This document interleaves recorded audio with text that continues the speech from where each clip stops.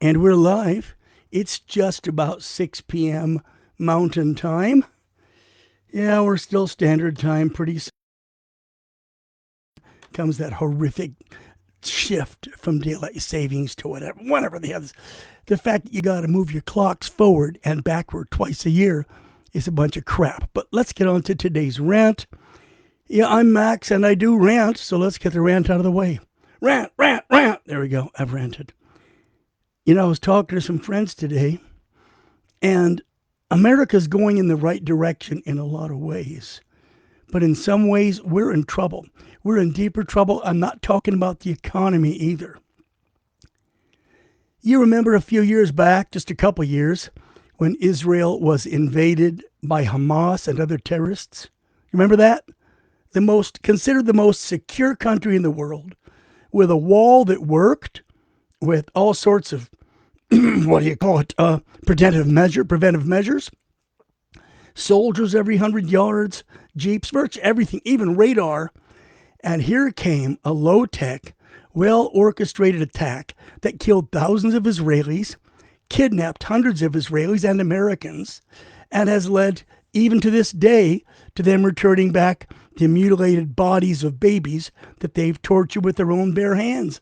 People like Hamas aren't even human. But here's the problem. It's not just Hamas.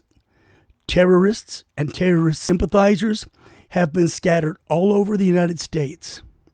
There is a fifth column of radical Muslims waiting for their imams to say, go. Did you understand? You understand how much danger we're in? All right, think about this. We're not nearly as secure on our borders as Israel was. We're not nearly as on guard as they were. We haven't dedicated the right technologies as they had. And it happened to them. Oh, yeah, it can happen to us. I mean, only vigilance and a strong hand, only vision can possibly protect us. That's just a fact.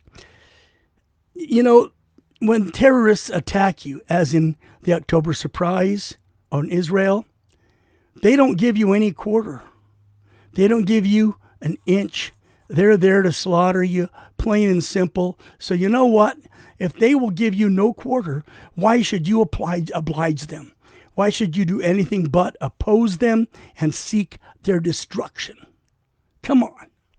If you look in the transcript here, you'll see a little link to the New York Post and a story they wrote. And this gives pause. It's frankly, it scares the hell out of me. You've got university all over the country, university training camps. We've got one in our own town that is hosting Hamas. I mean, my God, think about it. You've got international terrorists, domestic terrorists, and our universities just love them. They just suck up to them. You've got terrorist cells like Hamas, Taliban, Boku Harom, dozens and dozens of others, including Al-Qaeda, ISIS, ISIS-K. What the hell's wrong here? Come on.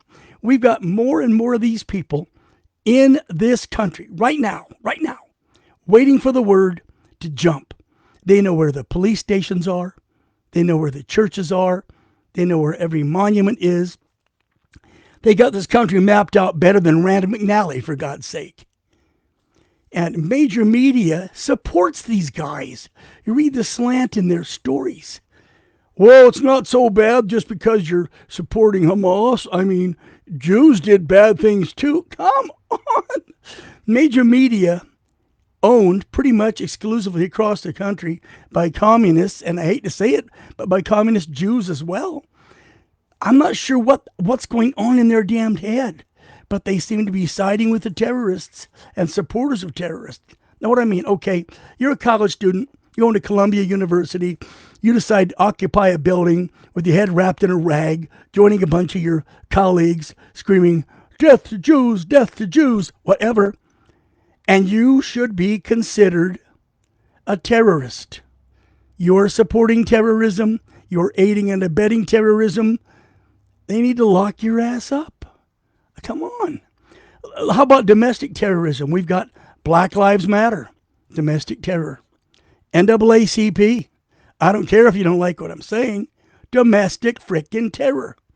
Antifa, overt terror. Riot Kitchen, terror, terror, terror, terror. The Acorn, on and on and on. And there are far more than just those domestic terror organizations, ones that aren't necessarily Muslim, ones that are aligned, well, like Black Lives Matter. It's a racket to get money to a few rich black people while the rest pay for it. The NAACP, they've hated white people from the beginning. Antifa, they're just out there to bust heads and make trouble. Riot Kitchen, they just like riot. It's just burn shit down. It's all they want to do. And you know what? All of these are openly anti-Semitic. They hate the Jews. Why is it that in America, most Jewish people are Democrat and vote Democrat, even though the Democrat Party is doing everything it can to destroy the nation of Israel? Well, I know the reason why. It goes back to when Israel was first given their land back by the Brits.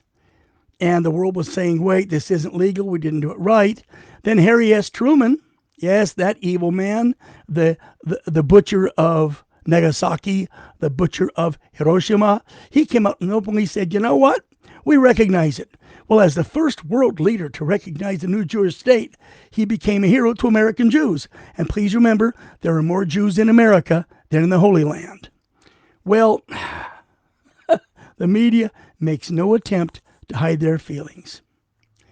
Terrorist cells are probably everywhere, forming the largest fifth column in history. For those of you who don't know what a fifth column is, that's basically enemies lying in wait, training in wait, waiting for the word. Are you ready for an October surprise? I mean, are you ready for your own? Do you want to see this fifth column jump out there and slaughter thousands of us in sneak attacks, coordinated attacks, aerial attacks? If they did it in Israel, they can sure as hell do it here. Do not discount the possibility, people. I mean, come on.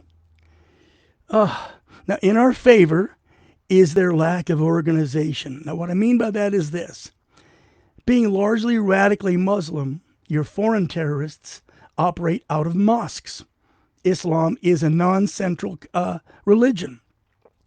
Each mosque, each temple is a law unto itself. The religion is fragmented, and that's to our advantage. There is no central leadership, and that's a good thing. Now, my opinion, for what it's worth, okay, in my less than humble opinion, was that IMLH, whatever, less than humble, it's time for a dragnet. We need to round them up and rendition these people before they round us up and slaughter us. Now, what is renditioning? It's relocating people to secret locations, depriving them of all their rights, liberties, simply disappearing them. Such relocation or rendition locations are used by the U.S. are Zagreb, Bratislava, Guantanamo, San Salvador, and a number of other dollar-a-day hellholes scattered across Eastern Europe and South America. I'm not saying to ignore their rights, but please remember this. The Constitution guarantees those rights to American citizens. It does not guarantee those rights to illegal aliens. It does not guarantee those rights to terrorists. If you don't take a hard stance, you're going to go down in an October surprise. I'm ready. Are you?